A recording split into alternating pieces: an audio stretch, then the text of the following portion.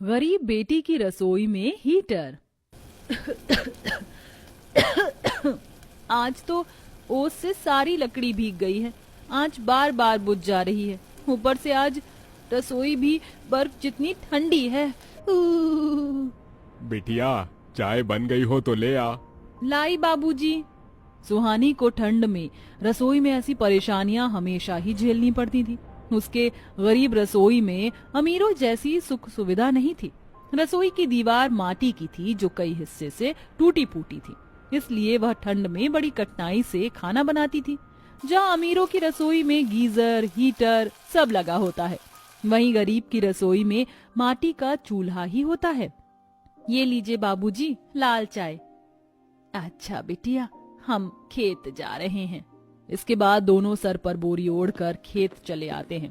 परिवार में गरीबी इतनी थी कि उनमें से किसी के भी तन पर एक गर्म शॉल, स्वेटर भी ना था। ओहो, आज तो गजब का जाड़ा है सुखिया। अजी जाड़ा तो लगेगा ही, और वैसे भी हम गरीबों के लिए तो ये अगहन और पूस 2-3 महीने तो एकदम भारी पड़ते हैं।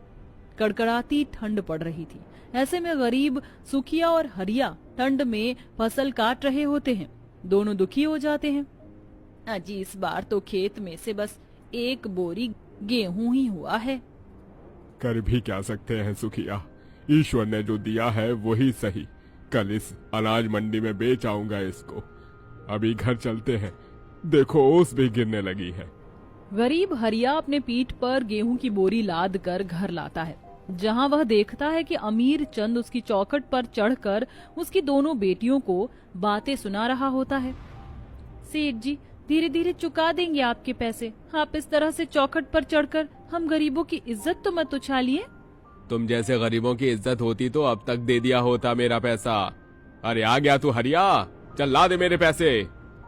अभी नहीं है मालिक, जल्द ही दे दूंगा। अरे जितने के 1000 रुपए नहीं दिए आपने मुझ गरीब को, उतनी की तो इज्जत ले ली। ऐसा कहते हुए हरिया की आंखों से टप टप आंसू चूने लगते हैं। अरे ये आंसू मुझे मत दिखा, कल के कल जैसे भी करके 1000 रुपए मुझे ला कर दे।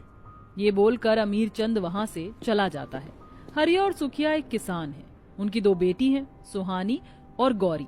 ले देकर उनके पास ठंड में सर छुपाने के लिए माटी का घर है, जो कई हिस्से से उजड़ा हुआ है। जैसे जैसे रात बीतती है, ठंड एकदम से बढ़ जाती है। सुहानी चूल्हे पर खाना बनाती है। पूरा परिवार ठंड से कांप जाता है। हे राम, आज तो ठंड ने गजब ही कर दिया। शरीर एकदम सुन्न पड़ गया है। ओहो। अजी मुझे तो इस ठंड से ज्यादा उस अमीर चंद के पैसों की चिंता खाए जा रही है। कल उसे क्या जवाब देंगे? अगर कल उसे पैसे नहीं दिए सुखिया, तो वो फिर आकर हम गरीबों की चौखट पर चढ़कर इज्जत उतारेगा।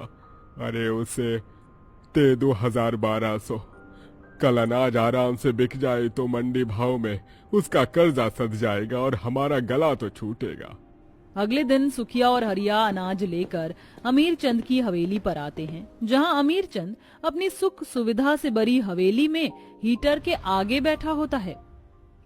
ओहो, कितना आनंद आ रहा है। ओहो, अगर ये हीटर नहीं होता भैया तो ठंड तो काटे ही नहीं कटती।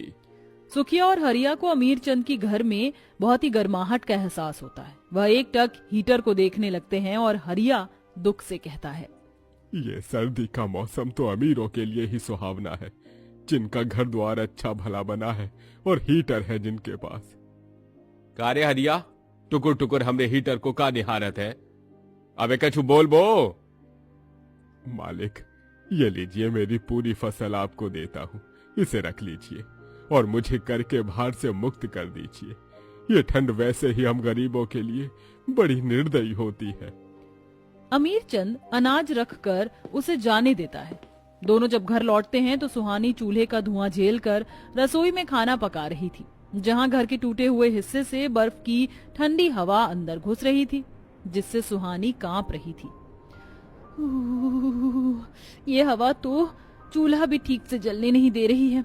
ऊपर से ये ठंडी बर्फीली हवा सुई की तरह शरीर में चुभ रही है। बड़ी मुश्किल से बेचारी गरीब सुहानी उस टूटी फूटी रसोई में खाना बनाती है, तो वहीं बगल में बोरी पर बैठी पढ़ाई कर रही गौरी कभी अपने गरीब माँ बाप को थरथराते देखती तो कभी ठंड से कांपती ठिठुरती अपनी बहन को। घर का दुख देखकर गौरी की आंखें आंसुओं से भर जाती हैं। क्या हुआ मेरी बहन, तुझे भी ठंड लग रही है ना? रुक, मैं तुझे बोरी ओढ़ने को देती हूँ। दीदी, हमारा परिवार बहुत गरीब है ना, अगर हमारे घर में भी अमीरों के घर जैसे हीटर होता तो हम भी ठंड में सुख से सो पाते। मगर तुम चिंता मत करो, तुम देखना दीदी, मैं पढ़ लिख कर बड़ी आदमी बन जाऊंगी तो सबसे पहले अपनी कमाई से घर में हीटर लेकर आऊंगी, फिर हमें इस तरह से ठंड में ठिठुरना नहीं पड़ेगा। गौरी की बात गरीब हरिया, सुखिया और सुहानी के मन को भावुक कर देती है। अब गुजरते दिन के साथ और भी ज्यादा कड़कड़ाती ठंड बढ़ जाती है।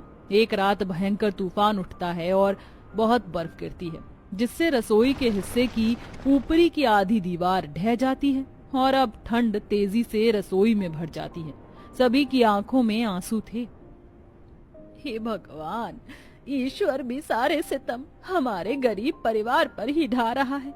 ये पूस का जाड़ा हमारे ही घर पर भारी है जी। पहले ही हमारी बच्ची ठंड में कांपते ठिठुरते खाना पकाती थी, अब तो रसोई में बैठना भी दूभर हो जाएगा। अपनी माँ की आंखों में आंसू देखकर सुहानी का मन भर आया। उसने भराए मन से कहा, मत रो माँ, भगवान ने अगर दुख लिखा है तो काटना ही पड़ेगा। देखना, एक दिन हमारे दिन भी बदलेंगे। ऐसे ही दिन बीतते हैं, ठंड से सबका बुरा हाल हो जाता है। ओहो, ये निगोड़ी निर्दयी ठंड। हाजी गौरी बिटिया ठीक कह रही थी, अब हमें अपने परिवार के लिए दुख सुख से एक हीटर खरीद लेना चाहिए। कहाँ से खरीद कर लाएंगे? हमें गरीब की जिंदगी कमाते खाते ही बीत जाती है, ऊपर से किसान के परिवार की जिंदगी होती ही सबसे कठिन है। अरे अमीर लोगों ने कभी किसी गरीब किसान के खेत में पांव रखा होता तब तो वो जानता वो एक गरीब किसान के परिवार का दुख कि ठंड का मौसम काटना कितना कठिन होता है। बस बहुत हो गया, मैं माँ बाबूजी को इस तरह से ठंड में ठिठुरते और नहीं देख सकती। अगर रसोई में हीटर लग गया तो पूरे घर में गर्माहट आ जाएगी। बस मुझे कैसे भी हीटर खरीदने के लिए पैसे जोड़ने होंगे और उसके लिए मुझे मेहनत और कहीं ज्यादा मेहनत करनी होगी। फिर अगले दिन सुहानी सुबह उठकर कड़कड़ाती ठंड में रसोई में खाना बनाने लगी और अपने पिता से कहती है, पिताजी, आज मैंने रसोई का काम सवेरे ही खत्म कर लिया, क्योंकि आज से मैं भी आप दोनों के साथ खेत चलूंगी। हम सब मेहनत करेंगे तो हीटर के लिए पैसे जुड़ ही जाएंगे। और परसों रोज मोहन चाचा कह गए थे कि उनके कुछ बीघा खेत में खाद छिटने और खरपतवार उखाड़ने का काम करना है, बदले में 70 रुपए एक दिन के लिए दे देंगे। सुहानी का सुझाव दोनों को ठीक लगता है। अब तीनों ठंड में दिन भर खेतों में खटते हरिया और सुखिया के पैसे से घर का दाना पानी चलता और सुहानी अपने लाए हुए पैसे हीटर के लिए जोड़ने लगती है। दिन बीतते हैं और माँ, बाबूजी, अब हीटर खरीदने के लिए पैसे हो गए हैं, हम आज ही हीटर खरीद कर ले आएंगे। फिर हमारी भी गरीब रसोई में हीटर होगा, जहाँ हीटर की गर्माहट में हम सुख से रोटी खा सकेंगे। सुहानी दुकान पर जाकर एक अच्छा हीटर खरीद कर घर में ले आई, जहाँ गौरी ने कहा, दीदी जल्दी से हीटर चलाओ ना, बहुत ठंड लग रही है। सुहानी हीटर चला देती है। तभी थोड़ी ही देर में उनका बर्फ जितना ठंडा घर गर्माहट से भर जाता है, जिससे पूरे परिवार की आंखों में खुशी के आंसू आ जाते हैं। अरे वाह, ये हीटर तो ठंड से बचने के लिए बड़े ही काम की चीज है। हाँ जी, ये हीटर तो बड़ा सुख देता है। आखिर आज ईश्वर की दया से हम गरीबों के घर में भी हीटर आ गया। इसे रखेंगे कहाँ?